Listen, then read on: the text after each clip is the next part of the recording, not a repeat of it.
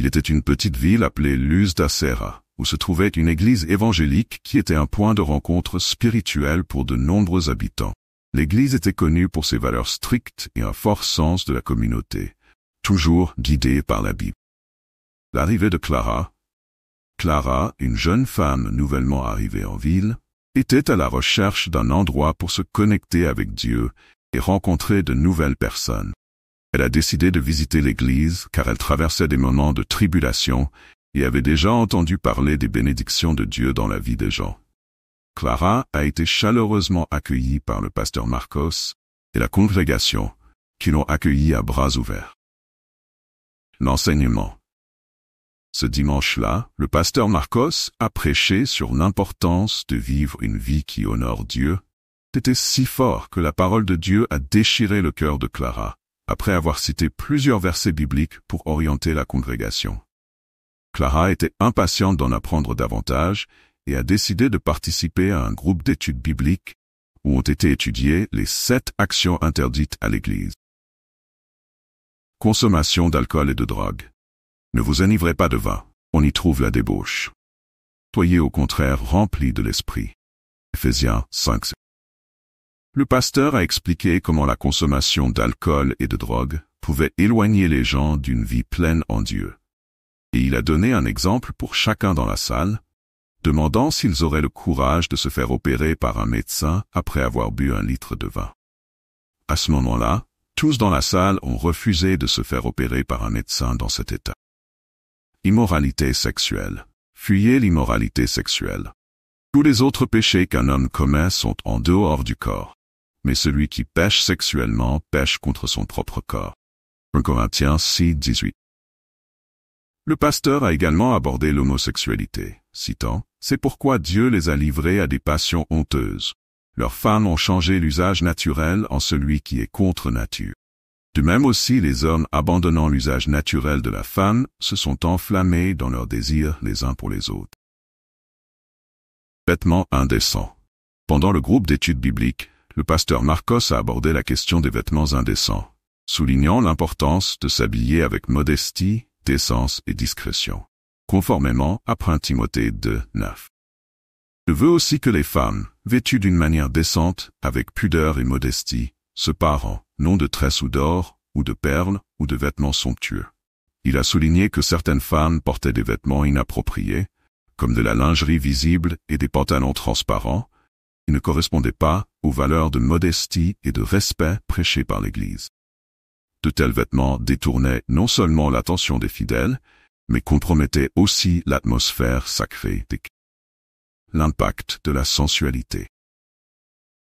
Le pasteur Marcos a expliqué que la sensualité exacerbée, tant chez les hommes que chez les femmes, pouvait être préjudiciable à l'environnement spirituel de l'Église. Les femmes portant des vêtements révélateurs, comme des lingeries visibles et des pantalons transparents, et les hommes et les femmes adoptant des comportements séducteurs pendant les cultes, pouvaient détourner l'attention des fidèles, créer des distractions inutiles. Il a également mis en garde contre la posture séductrice de certains prédicateurs et membres de la congrégation. Les personnes qui prêchaient ou assistaient au culte avec une attitude séductrice détournaient l'attention du but spirituel de la rencontre et pouvaient causer un malaise et des distractions parmi les présents. L'importance de la modestie chrétienne. Le groupe a discuté de la façon dont la modestie et le respect dans les vêtements et les comportements reflétaient la dignité chrétienne et aidaient à maintenir la sainteté des cultes. S'habiller de manière modeste ne signifiait pas seulement un choix de vêtements, mais aussi un reflet du cœur et de la révérence à Dieu. Clara, qui avait récemment rejoint l'Église, a absorbé ces enseignements et a décidé d'adopter un style vestimentaire plus modeste et respectueux, comprenant que son apparence extérieure devait refléter sa dévotion intérieure. La congrégation a été encouragée à suivre cet exemple, promouvant un environnement où l'adoration et la communion avec Dieu pouvaient se dérouler sans distraction ou interruption, causée par des vêtements inappropriés ou des comportements déplacés. Jeu d'hasard. Car l'amour de l'argent est la racine de tous les maux, et certains, en le convoitant, se sont égarés loin de la foi et se sont eux-mêmes transpercés de beaucoup de douleurs. 1 Timothée 6. Clara a été surprise d'apprendre que les jeux de hasard étaient découragés, en raison du risque de convoitise et de ruine. Musique et danse séculaire. Tout m'est permis, mais tout n'est pas utile. Tout m'est permis, mais je ne me laisserai dominer par rien. Corinthiens 6. Le pasteur Marcos a souligné l'importance de discerner les types de divertissements qui nourrissent l'esprit. Commérage et diffamation.